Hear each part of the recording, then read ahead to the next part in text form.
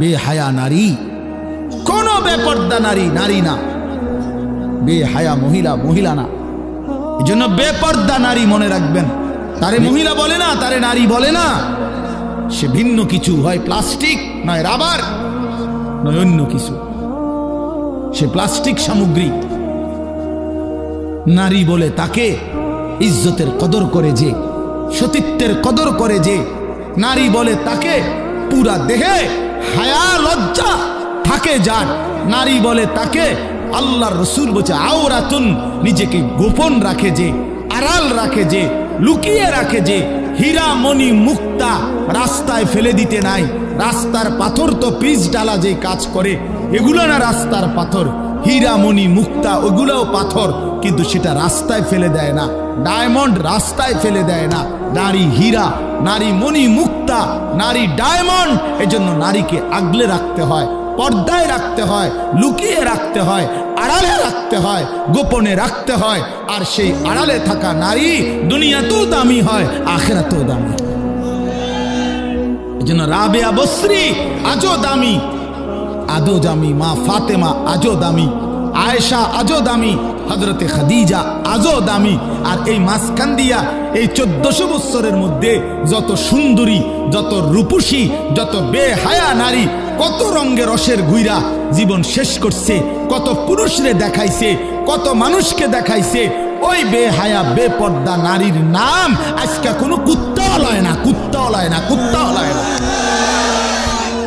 কুত্তাও নেয় না, মানুষ তো দূরে থাকে। বেহায়া নারীর নাম কুকুরও নেয় না, ঘৃণা করে, তারে ঘৃণা করে। নারী তো বহুতই দামি, নারী তো মা। সোয়া লাখ আম্বিয়ায়ে কেরাম,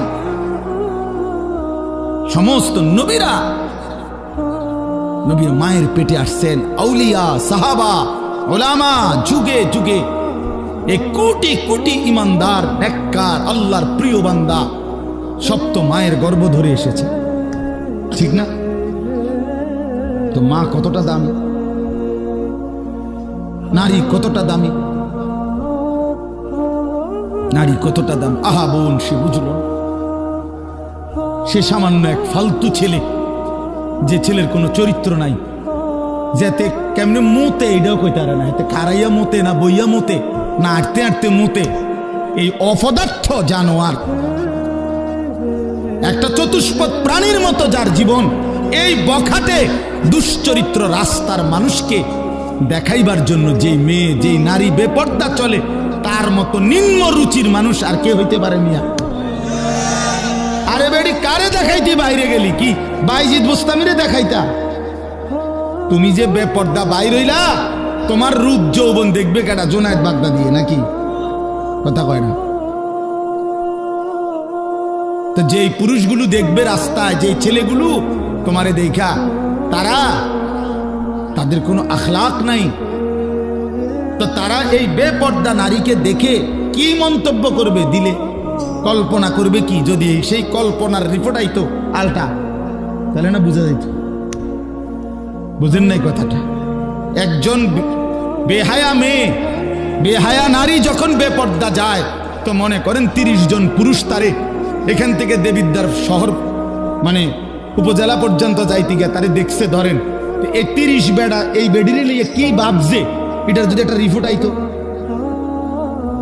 রুগীর মতো আলটা রিপোর্ট, বুঝছেন না আপনার কথাটা? ইসিজি রিপোর্ট যদি আইতো, তাইলে না বুঝতো এই অসভ্য নারী যে তারে নিয়ে রাস্তার পুরুষ কত নিকৃষ্ট জঘন্য কল্পনা করে। আল্লাহ আমাদের মাদেরকে লজ্জা দান করেন, পর্দা দান করেন। যে নারীর পর্দা নাই, কিচ্ছু নেই।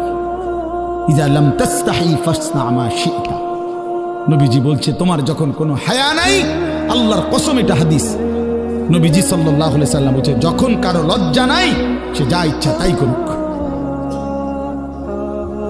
যা ইচ্ছা তাই করুক। ফাসনা মা শিতা, আমি নবী আর জানি না, যা তুই বেশরম বেহায়া বাইরে আনতে, তোর যেটা মন চায় সেটা কর, আমি রাসূল আর তোকে চিনি না। তখন সুপারিশ করবে কে? হাসরের ময়দানে কার কাছে যাইতে হবে? তো তিনি তো তাড়াই দিলেন, যা ফাসনা মা শি'তা। এই জন্য আমার বাপ, আমার বন্ধু, আমরা বয়স্করাও বাবারাও এই মাহফিল সবার জন্য ফিকির করেন, ফিকির করেন। কেন হারাম খাবেন? 60 বছরেও কেন আল্লাহর নাফরমানি করবেন? 14 বছরের 18 বছরের ছেলেরা তুমি কেন নাফরমানি করো ভাইয়া? আল্লাহ তাআলা তোমার শরীর স্বাস্থ্য পুরাটা বডি সুস্থ রাখছে, পুরাটা শরীর সুস্থ। আহারে ভাইয়া, শরীরের মধ্যে কোনো রোগ শোক নাই, এমন তরতাজা মানুষ তুমি, এমন যুবক, এমন কিশোর তরুণ, তুমি কেন নামাজ পড়ো না? তুমি কেন নামাজ পড়বা না? এই জন্য আমি অনুরোধ করছি ছেলেরা আমার, প্রিয় ভাই আমার, সবার কাছে অনুরোধ, বাবাদের কাছে, মাদের কাছে, বোনদের কাছে, আমরা স্বীকার করি বা না করি আমরা মরে যাব, ঠিক না? আমি চাইলেও মরে যাব, না চাইলেও মরে যাব। হাসলেও মরে যাবেন, কাঁদলেও মরে যাবেন, সুখে থাকলেও মরে যাবেন, দুঃখে থাকলেও মরে যাবেন। রাজপ্রাসাদের অট্টালিকায় যে সেও মরে যাবে, জীর্ণ কুঠির কুড়ে ঘরে যে সেও মরে যাবে। আবার মজার বিষয় হলো, আমাদের যেমন মৃত্যু হচ্ছে, গোটা পৃথিবীরও একদিন মৃত্যু হবে, আর সেটাই কিয়ামত। আমাদের মৃত্যু হলে এটারে কয় মৌত, ইন্তেকাল, আমরা একজন। আর গোটা পৃথিবীর যেদিন মৃত্যু হবে, গোটা সৃষ্টির, আল্লাহ ভিন্ন সব কিছুর, সেটাকেই বলে কিয়ামত। আল্লাহর কোরআন আমাদের জিন্দেগির জন্য রহমত। কোরআন শরীফে আল্লাহ তাআলা বলছে কোরআন রহমত। কোরআন আল্লাহর পক্ষ থেকে আমাদের জন্য রহমত। কোরআন আমাদের জন্য বুশরা, সুসংবাদ। কোরআন আমাদের জন্য হুদান, হেদায়েত। কোরআন আমাদের জন্য শিফা, আমাদের যাবতীয় বাহ্যিক এবং আর্থিক রোগের ঔষধ। এরকম অসংখ্য সিফাত, গুণ আল্লাহ তাআলা কোরআনুল কারীমের উল্লেখ করছে। এজন্য কোরআনুল কারীম শুনবার মধ্যেও বরকত, বলবার মধ্যেও বরকত, পড়বার মধ্যেও বরকত। হাদিসের মধ্যে আছে, আমাদের প্রিয় নবী সাল্লাল্লাহু আলাইহি ওয়াসাল্লাম যেভাবে কোরআনুল কারীম তেলাওয়াত করতেন খুব, আবার অন্যদের কাছ থেকে, সাহাবীদের কাছ থেকে কোরআনুল কারীমের তেলাওয়াতও শুনতেন। হযরত আব্দুল্লাহ ইবনে মাসউদ একজন বিখ্যাত সাহাবী। এই সাহাবী আব্দুল্লাহ ইবনে মাসউদ রাদিয়াল্লাহু তাআলা আনহুকে একদিন নবীজি বলছেন, ইকরা আলাইয়াল কোরআন, তুমি আমাকে কোরআন পড়ে শোনাও। তো সাহাবী ভয়ে মহব্বতে বললেন, ইয়া রাসূলুল্লাহ, কোরআন তো আপনার উপরেই নাজিল হয়, আমি আপনাকে কি শোনাব?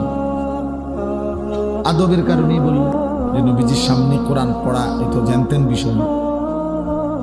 তো আল্লাহ নবী সাল্লাল্লাহু আলাইহি ওয়াসাল্লাম বললেন, ইন্নী উহিব্বু আন আসমাআহু মিন গায়রি, শোনো, আমি কোরআন পড়তে যেমন নিজে তেলাওয়াত করতে ভালোবাসি, অন্যের কাছ থেকে শুনতেও ভালোবাসি।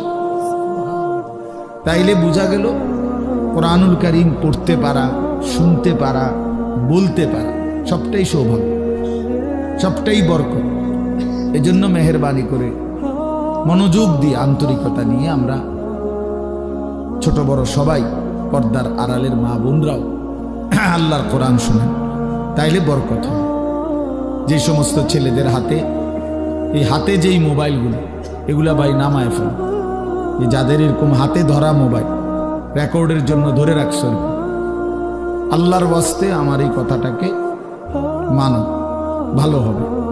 হাতে ধরা মোবাইল রেকর্ড করলে মনোযোগ হয় না, কথা দিলে জমে না, মানে নিজের অন্তরে কোনো কথা ঢোকে না, গাফেল মাহরুম হয়।